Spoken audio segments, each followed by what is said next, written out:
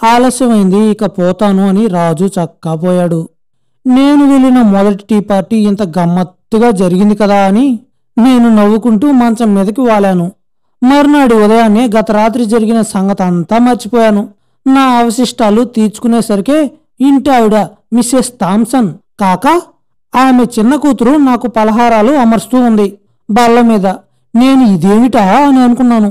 ఆ అమ్మాయి కూడా నన్ను చూసి తల వంచుకొని కొంచెం సిగ్గుపడుతూ, గుడ్ మార్నింగ్ మిసెస్ శామ్, మా అమ్మ వాళ్ళకి ఇవాళ కాస్త బద్ధకంగా ఉంది, అందుచేత మీ పలహారం ఈరోజు నేను తీసుకొచ్చాను, మీరేమీ అనుకోరు అనుకుంటున్నాను అని అంది. నేను నవ్వుతూ, అయ్యో వెర్రిదానా, అనుకోవడానికి ఏముంది ఇందులో, చాలా సంతోషం.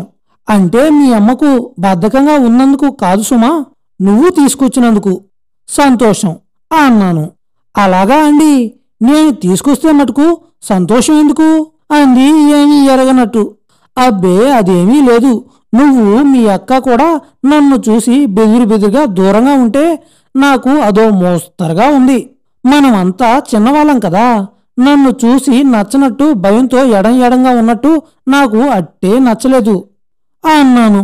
మాకు అలాంటి అభ్యంతరాలు ఏమీ లేదు, మేము ఊరికే మీతో మాట్లాడుతూ ఉంటే మీరు ఏంటి చొరవ అనుకుంటారని కొంచెం సందేహిస్తూ వచ్చాం. మా అమ్మ కూడా కొంచెం జాగ్రత్తగా ఉండమని హెచ్చరిస్తూ వచ్చింది, అంతకన్నా మరేమీ లేదు అంది. ఆ తర్వాత వెళ్ళిపోయింది. నా పలహారం అయిన తర్వాత అక్కగారితో పాటు అమ్మగారు కూడా వచ్చి గుడ్ మార్నింగ్ చెప్పారు. ఏవండి కులాసగా ఉన్నారా, రాత్రి బాగా నిద్రపట్టిందా అని సంభాషణ ప్రారంభించింది. కూర్చోవమ్మా, నిలబడే ఉన్నావేమి అని కుర్చీ చూపించాను. ఈ లోపల చెల్లెలు బల్ల మీద ఉన్న పలహారం సామాన్లు తీసుకెళ్లి లోపల పెట్టేసి మళ్లీ వచ్చి బల్ల మీద గుడ్డ దులిపి సరిగ్గా వేశానా లేదా అని సందేహిస్తూ అక్కడే నిలబడితే, నీకు తొందర పని లేకపోతే నువ్వు కూడా కూర్చోరాదా అన్నాను. కూర్చోమని అమ్మగారు సైగ చేయడం నేను గమనించాను. మీరు ఇప్పుడు ఎక్కడికి బయటికి వెళ్ళరా అంది చిన్నమ్మాయి. ఇప్పుడప్పుడే ఎక్కడికి బయటికి వెళ్ళను, కూర్చో అన్నాను. వాళ్ళిద్దరూ నాతో నిమ్మలంగా సంభాషణకు ఉపక్రమించారు. మా ఇల్లు ఎలా ఉందండి అంది పెద్దమ్మాయి.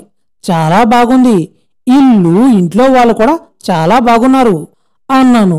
ఓ అంటూ నవ్వుతూ అంది ఆ అమ్మాయి. మీకు అన్ని సదుపాయాలు జరుగుతున్నాయా, మీకు ఏమీ ఇబ్బంది లేదు కదా ఇక్కడ అంది మళ్ళీ.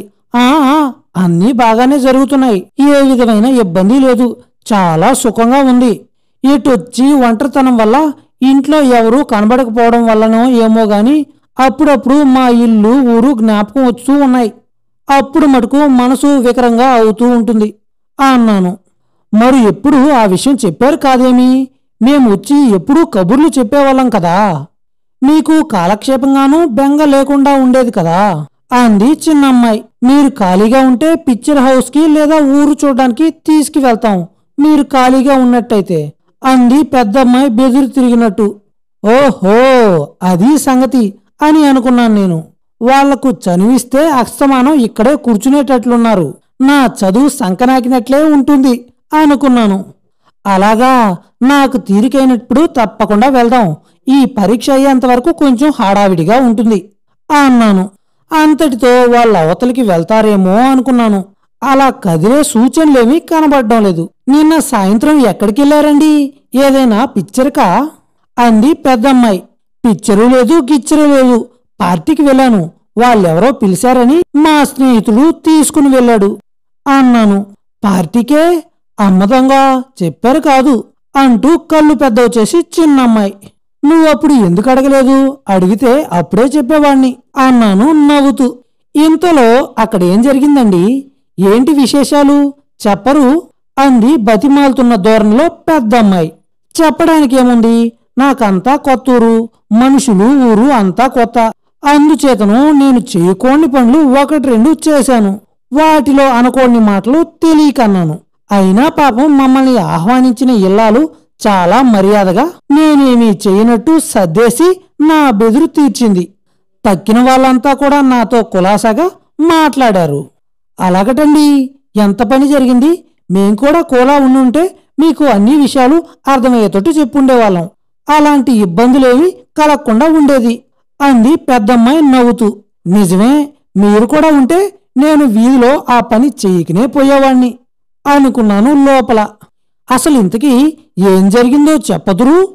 అసలు ఇంతకీ ఏదో చిన్న పొరపాటు జరిగితే మీరంత సిగ్గుపడాలా ఏంటి? చెప్పుదురు అసలేం జరిగిందో అంది లాలనగా.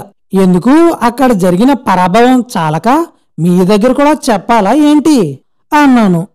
చెప్పాలి, తప్పదు, మాకు వినాలని సరదాగా ఉన్నది అన్నది చిన్నగా కుర్చీ లాక్కుని. ఏం చేయను, ఏమిటి ఈ పిల్లల హంగామా అనుకుని ఒక్క క్షణం మౌనంగా కూర్చున్నాను. అలా సిగ్గుపడనక్కర్లేదండి, చెప్పండి అంది చిన్నమ్మాయి మళ్ళీ. ఇదెక్కడ గొడవరా భగవంతుడా అనుకుని, చెప్పకపోతే వీళ్ళు నిలవనివ్వరు, చెప్తే అసలు బతకనివ్వరు అని హడలిపోతూ నెమ్మదిగా తూచా తప్పకుండా ఇంటి దగ్గర బయలుదేరింది మొదలు మళ్ళీ తిరిగొచ్చేదాకా జరిగిన గాథంతా తల వంచుకొని చెప్పాను. వాళ్ళిద్దరూ ఎరగబడి ఒకటే నవ్వు. ఇంగ్లీషు వాళ్ళు అంత గట్టిగా నవ్వడం నేనెప్పుడూ వినలేదు. వాళ్ళలాగా ఊగిపోతూ నవ్వుతూ ఉండగా తల్లి చక్కా వచ్చి గది తలుపు తట్టింది. తలుక్కున వెళ్ళి నేను తలుపు తీశాను. వాళ్ళు తలుపు చప్పుడు విన్నట్టుగాని నేను తలుపు తీసినట్టుగాని వాళ్ళు చూసినట్లేదు. అక్క చెల్లెళ్ళిద్దరూ ఒకరిపైన ఒకరు పడి ఆనంద బాష్పాలు చెక్కిళ్ళ మీద కారుతూ ఉంటే ఊరికే ఊగిపోతూ నవ్వుకుంటున్నారు.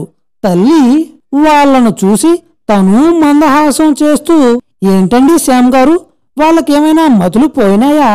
మీరేమైనా కథలు చెప్పారా వాళ్లకు అని నాతోటి అంటూ ఆ ఇద్దరు పిల్లలు చెవులు పట్టుకుని పైకి లేవదీస్తూ, నీకేమైనా బుద్ధున్నదా లేదా?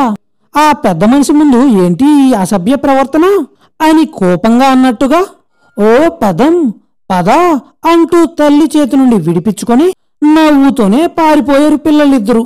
ఆవిడ మెల్లగా నవ్వుతూ నా దగ్గరకొచ్చి, మీరేమైనా కథలు చెప్పారండి, మా పిల్లలు నవ్వుతున్నారు. చిన్నతనం వాళ్ళ ఈ ప్రవర్తనకు మీరేమీ అనుకోవద్దు, నేను కోపడతానులేండి అంటూ నవ్వుతూ బయటికి వెళ్ళిపోయింది. పాపం మీరు లేచొచ్చారు, మీకు ఒంట్లో బద్ధకంగా ఉందన్నారు మీ ఇద్దరు అమ్మాయిలు, ఎలా ఉంది ఇప్పుడు అని అన్నాను. మరేమీ పర్వాలేదండి, అంతా మామూలే, ఏదో ఒళ్ళు నొప్పులు అంతేను, పెద్దతనం కదా, పని ఎక్కువ, వాళ్ళిద్దరూ ఉన్నారు అన్న మాటే గాని తిని కూర్చోవడం ఊరంతా తిరగడమే తప్ప నాకు కాస్త ఏ పనికి సహాయం రాదు కదా అంటూ వెళ్ళిపోయింది. నేను ఒక్క క్షణం వాళ్ళ నవ్వు తల్లికి వినపడి వచ్చిందా, లేక వాళ్ళ కూతుర్లిద్దరూ ఇక్కడ ఏం చేస్తున్నారు అని సందేహించొచ్చిందా అని ఆలోచన పోయింది నాకు. కారణమేమైనా నాకెందుకు, గుంటలు మటుకు చురుకైన వాళ్లే, శిశింద్రువు లాంటి వాళ్ళు అని అనుకున్నాను. ఇంక నేను చదువుకుందామని పుస్తకం తీపోతూ ఉంటే వంట ఇంట్లో నుండి ఏదో పెద్ద శబ్దం వినపడినట్టు వినిపించింది. ఏమిటని నేను పరిగెత్తుకుని వెళ్ళి తలుపు తట్టాను. నవ్వుతుందో ఏడుస్తుందో అన్నటువంటి కన్నీటితో ముసలావిడి వచ్చి తలుపు తీసి నన్ను చూడ్డంతో సముదాయించుకుని, ఓ మిస్టర్ శ్యామ్ శ్యామ్ అంటూ నన్ను అమాంతం కౌగిలించుకుంది. నవ్వేంటో హఠాత్తుగా ఆపేసినట్టు అది వరకు నవ్వుతున్న పిల్లలిద్దరూ మూతులు బిగించుకుని బలవంతాన నవ్వు ఆపుకుని లేచి నిలబడ్డారు. ఎంత పని జరిగింది మిస్టర్ శ్యామ్? ముందు మాతోటి కాస్త పార్టీకి వెళ్తున్నాను అనే సంగతి గనక చెప్పుంటే నేను మీకు సలహా ఇచ్చి ఉండేదాన్ని కదా. అయినా పర్వాలేదులేండి, మీరేమీ అనుకోకండి అన్ని కౌగిట్లో నుండి విడిచిపెడుతూ వీపు తడుతూ, నేనేమీ అనుకోవడం లేదండి అని మాట్లాడకుండా గబుక్కున నా గదిలోకి చక్కా వచ్చాను. సోఫాలో సతికిలపడి ఈ కుర్రముండలు నేను అంతా చెప్పిందంట చిలవల పలవలు చేసి చెప్పారు కాబోలు. ముగ్గురు నవ్వుకుంటున్నారు అనుకున్నాను. ఇంతలోనే వాళ్ళ ముగ్గురు మళ్ళీ వచ్చి, శ్యామ్ గారు, మా తెలివి తక్కువ ప్రవర్తనకు మన్నించండి, మేము అట్టా నవ్వడం పొరపాటు, మీరు ఏమీ అనుకోకండి అని క్షమాపణ చెప్పుకున్నారు. నేనేమీ అనుకోలేదండి, దీనికి క్షమాపణ కూడా ఎందుకు అన్నాను. థ్యాంక్యూ అని వాళ్ళు తలంచుకొని చక్కా పోయారు. నేను వాళ్ళకలా చెప్పడం పొరపాటే, ఇది వాళ్ళు ఎరుగున్నంత వరకు స్నేహితులకు ప్రచారం చేశారు కాబోలు అనుకుని, పోని మునిగిపోయిందేముంది అని నేను నవ్వుకున్నాను. ముందు కాస్త కోపం వచ్చినా తల్లి పిల్లలు ఇద్దరూ వెర్రిముఖాలేసుకుని భయంగా నా కేసు చూస్తూ, అందులో ఆ చిన్నపిల్ల మరీను క్షమాపణ చెప్పుకునేసరికేను నాకు జాలి వేసింది. వాళ్ళు వెళ్ళిన తర్వాతను ఇదంతా పునరాలోచన చేసుకుంటూ ఉంటే వాళ్ళ తప్పు మటుకు ఏముంది ఇందులో? తప్పు చేసిన వాణ్ణి నేను. అది విన్న వాళ్ళు ఎవరైనా నవ్వుతారు. నవ్వకుండా ఎలా ఉండగలరు? ఇప్పుడు సావకాశంగా ఆలోచిస్తే నాకే నవ్వొస్తుంది కదా. తెలివి తక్కువే. అది తెలివి తక్కువ అనుకున్నానని గాని మరొకరు తెలివి తక్కువ వాడు అని అనుకుంటారని గాని బాధపడ్డము, వాళ్ళ మీద ఇంకొకటి తెచ్చుకోవడము మనం తెలివి తక్కువ కాదు మరి. అందుకని మనస్ఫూర్తిగానే వాళ్ళని క్షమించాను. నా తెలివి తక్కువ మాట ఎలాగా ఉన్నా వాళ్ళ వెర్రి ముఖాలు చూస్తే మటుకు నాకు జాలి వేసింది, నవ్వు వచ్చింది. చిత్రంగా లేదు? ఈ విషయం మర్చిపోయి మళ్ళీ చదువు ప్రారంభిద్దాం అనుకుంటే ఎందుకో మళ్ళీ ఇల్లు జ్ఞాపకం వచ్చింది.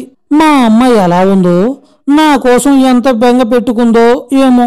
మా నాన్న కఠినంగా ఉన్నా లోపల ఆయనకి నా పైన ఎంతో అభిమానం లేకపోలేదు.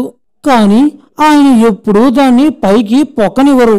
ఇప్పుడు కూడా మా అమ్మకు ఏదో ఆ మాట ఈ మాట చెప్పి మార్పిచ్చుటకు బదులు ఆవిడను ఏదో విధంగా కోప్పడుతూ మరింత బెంగటిల్లేతొట్టు చేస్తున్నాడేమో. ఏం చేస్తే మటుకు నేనేం చేయగలను ఇప్పుడు? నేను రాసిన ఉత్తరాలు అందాయో లేదో. ఏదేమైనా అందకుండా ఎలా ఉంటాయి? ఇదేమి మందేశం గనుకనా ఉత్తరాలు, టెలిగ్రాము, మనీ ఆర్డరు హరించుకుపోవడానికి? నాన్న ఎందుకు జవాబు రాయలేదు? నేనిక్కడున్న నాళ్ళు ఆయన దగ్గర నుండి జవాబు రాదు ఏమి చెప్పమా? రాకపోతే నేను బ్రతకడం ఎలాగా? ఈ చదువుకి సున్నా చుట్టి మళ్ళీ ఇంటికి పోవలసిన పరిస్థితి ఏర్పడుతుందా ఏంటి భగవంతుడా? అప్పుడు ఎంత హాస్యాస్పదంగా ఉంటుంది నా బ్రతుకు అనుకుంటూ ఒక్క టెలిగ్రామ్ ఇస్తేను దానికి బోల్డంత అవుతుంది కదా.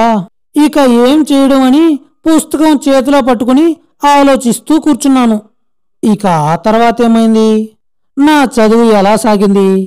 ఇంతకీ మా నాన్నగారి దగ్గర నుండి ఉత్తరం వచ్చిందా రాలేదా అనేది తర్వాత ఎపిసోడ్లో తెలుసుకుందాం. మీ అందరికీ ఓ చిన్న రిక్వెస్ట్ అండి. వీడియో నచ్చినట్లయితే వీడియోకి ఒక లైక్ కొట్టి ఛానల్ని సబ్స్క్రైబ్ చేసి వెళ్ళండి. మళ్ళీ తర్వాత ఎపిసోడ్లో కలుసుకుందాం. ఉంటా మరి.